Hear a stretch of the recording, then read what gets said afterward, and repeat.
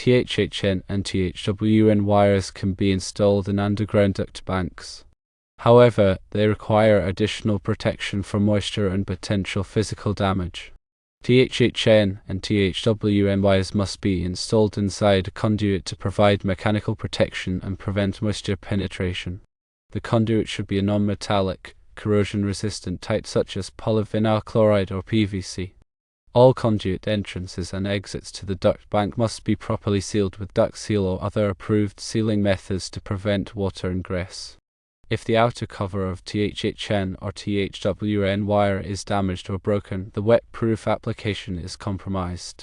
A damaged portion of the wire becomes susceptible to moisture and potential electrical faults. Water can cause short circuits between the conductors, potentially leading to electrical fires.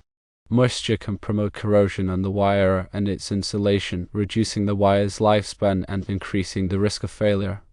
Damaged wet-proof wire can create electrical hazards to equipment, personnel, and the surrounding environment.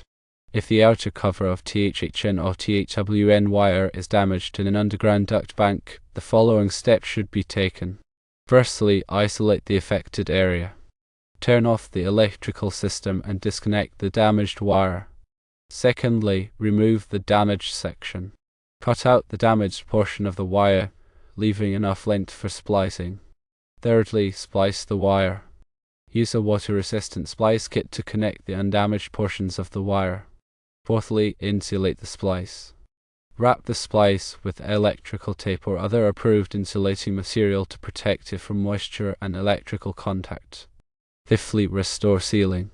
Reseal the conduit entrance and exit to prevent water ingress.